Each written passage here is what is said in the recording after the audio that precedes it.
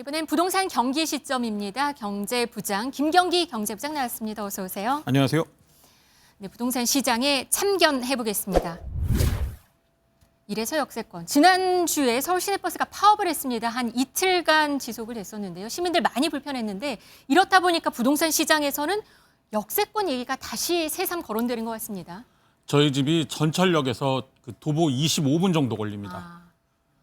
차가 시내버스 한 대도 안 오더라고요. 네, 이게 이 철도 같은 경우는 이 필수 공익 사업이라 그래서 일부는 이 운행을 하거든요. 근데 이 시내버스는 그런 그 대상 그 사업이 아니다 보니까 정말 버스가 한 대도 안 오는 그 상황을 보면서 네. 이래서 역 근처 살아야 되는구나 그런 생각이 들더라고요. 그래서 역세권이군요. 예. 실제로 역세권 관심 더 높아졌다고 해요. 예, 그래서 보니까 그 지난해 청약 경쟁률 그 보니까 수도권 1순위 그 청약 경쟁률 상위 10곳 중에 8곳이 이 역세권 아파트였다고 합니다. 네. 일단 그 가장 높았던 건 성동구 오티에르 포레라는 그 아파트인데요. 네. 688대 1이었고요. 그리고 송파의 잠실리엘 뭐 다들 아시는 그 잠실역과 잠실 나루역 사이에 있는 그 송파 잠실리엘이 631대 1 그리고 강남구 역삼 센트럴 자이 요것도 이게 청약 마찬가지로 경쟁률이 600대 1일 거예요? 그리고 한티역도 네. 저 487대 1이었죠. 네. 이 다 이 역세권 아파트들이었는데 네. 이 역세권 아파트는 보통 뭐 어떻게 정의를 하냐면 역에서 반경 500m 또는 그 걸어서 10분 거리 그 안에 있는 그 아파트들을 이 역세권 아파트다 이렇게 정의를 하는데 네. 이 아무래도 선호도가 높다 보니 이 역세권 아파트 같은 경우에는 그런 어떤 재개발 사업을 할 때도 굉장히 이런 어떤 용적률 인센티브라든가 그런 다양한 좀 혜택이 주어지면서 아무래도 선호도가 높은 곳이니까 이 네. 재개발 사업이나 이런 것도 잘 되는 경우가 있어요. 그래서 이 보통 뭐 대중교통도 이용하기 편리하죠. 재개발도 잘 되죠. 뭐 그다음에 인프라나 그리고 또 여기 가깝다 보니까 황금성이 높거든요. 그래서 역시 부동산 시장의 안전자산 그거를 다시 한번 입증한 것 같습니다. 네, 역세권, 이 지하철 이슈가 있는데 앞으로는 트램이 등장한다고 들었어요. 트램. 그러니까 지하철인데 지하철처럼 지하로 다니지 않고 버스는 아니고 이 중간인 건가요? 그러니까 트램 이거 뭐 저 유럽에서 많이 보셨을 건데 그 도로 위에 레일을 깝니다. 그리고 그 레일에 전기로 다니는 일종의 전차죠. 이거네요. 예, 그래서 네. 이걸 노면 전차라 그래요. 그래서 네. 이제 뭐 유럽에 많이 있는데 이제 우리는 그 위례 신도시에 드디어 이 트램이 이제 계획이 돼 있었는데 이제 이르면 연내에 다닌다고 합니다. 일단 다음 달에 시운전에 들어간대요. 네, 예. 미래에 가면 이걸 볼 수 있는 건가요? 예, 그렇게 되는 겁니다. 네. 일단 저 5월까지 트램이 이제 총 9대가 들어오고 네. 그래서 이제 다음 달부터 시운전을 하는데 네. 이게 위례선이거든요. 그래서 이게 5호선 마천역부터 이 8호선 남이래역이나 복정역으로 이 전 요렇게 가거나 요렇게 가는 그 노선이 이제 운행을 하게 되죠. 그래서 네. 총 이제 5량이래요. 5량의 그 이렇게 객차가 5개가 붙어서 네네. 이제 운행을 하게 되는데 일단 시운전 해보고 문제 없으면 이제 올해 안에 이제 운행을 할 그런 계획입니다. 그럼 조금 이 위례 신도시가 그동안 좀 이 전철 이런 게 굉장히 불편했거든요. 네. 그래서 이제 그런 문제를 해결하고 위례 신도시가 이제 트램 역세권으로 변신을 하게 될 것 같아요. 네. 그리고 그 위례 신도시가 그 이 위례선 말고도 위례 신사선이라고 있습니다.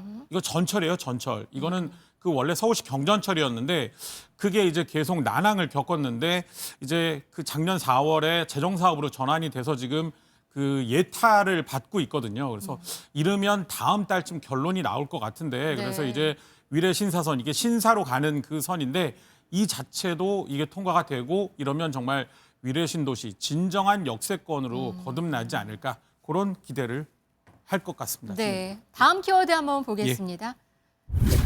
상가 빼고 짓는다. 요즘 아파트 재건축할 때 정말 상가를 빼고 재건축을 하는 경우가 있다면서요? 그게 왜냐하면 네. 예전에는 단지 내 상가 그러면 거의 정말 노후 연금보다도 저 안 바꾼다 뭐 그 정도였는데 네. 요즘 워낙 상가의 인기가 떨어지다 보니까 이제는 단지 내 상가 별로 그렇게 가격은 굉장히 높은데 수익이 안 나오니까 네. 일단 찾는 사람도 없고 그렇다 보니 단지 내 상가가 들어가는 순간 굉장히 공실이 많죠. 공실도 많고 사업도 어려워지고 그리고 또 이 상가 주인, 그러니까 상가주나 이런 임대인들과의 어떤 그런 갈등 네. 이런 것 때문에 이게 상가를 넣는 거를 굉장히 부담스러워하는 지금 그런 분위기가 저 서울 재건축 내에서 형성이 되고 있거든요. 네. 그래서 그 반포 미도 1차 이게 고속터미널 아래에 있는 건데 이 1730 그러니까 1740가구 정도로 이제 재건축이 될 예정인데 네.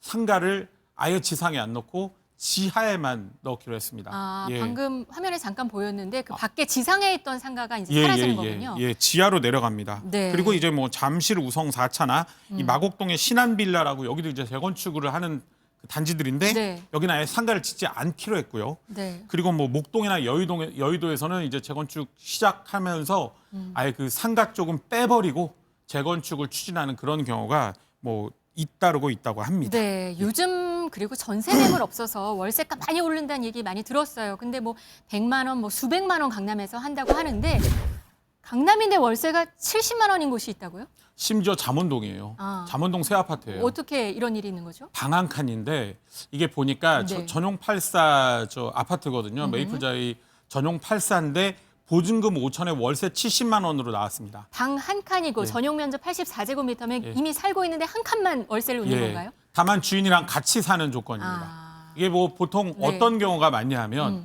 이 노부부가 이제 뭐 혼자 사시거나 이런 때 이제 방이 너무 많으니까 그렇다고 이걸 세를 주자니 나중에 그 양도소득세를 낼 때 그 고가 아파트들은 장기보유 특별공제를 받아야 되거든요. 네. 근데 본인은 계속 살아야 되는데 계속 비우기는 그렇고 그래서 아마 그냥 적적하지 않게 누구라도 한 명 들어와서 같이 살면서 나는 월세도 받고 이런 생각으로 내놓으시는 것 같아요. 이게 지금 아예 매물로 등장한 거군요. 요 그쵸, 오른쪽에 예, 있는 예. 방 한 칸. 예, 그래서 이제 그 보증금 5천에 월세 70으로 나왔는데 네. 그 집주인이 그 중개업소에 내놓으면서 좀 좋은 사람 해달라. 아, 예. 그리고 같이 다른 살아야 매물도 되니까. 나왔었는데 네. 그건 여성을 받아달라 그랬다고 합니다.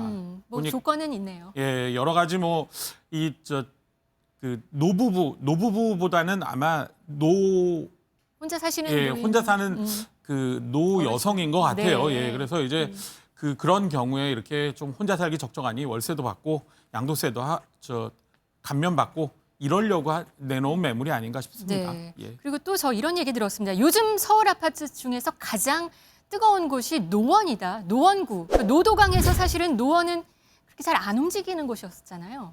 그 광운대역 앞에 네. 저희가 미미삼이라고 부르는 아파트가 있어요. 아, 네. 이게 그러니까 그 미성, 미룡, 3호, 3차 이렇게 합쳐서 미미삼이라 그러는데 네. 이게 3,900가구인데 86년에 지어져서 이게 재건축을 추진하거든요. 네. 그래서 이 동부권 대표 그 재건축 단지예요. 그런데 12월에 9억 4,500만 원에 거래가 됐는데 이번에 최근에 11억 원의 가계약금을 받았다고 합니다. 1억 지금 5천이 뭐 오른 거죠. 순식간에 한 예, 달도 예. 안 된 시점에 이렇게 많이 그렇습니다. 올랐다고요? 예, 심지어 이 지금 12억 5천에 거래가 됐고 네. 그리고도 호가가 더 올라가고 있다고 합니다. 왜 그래요?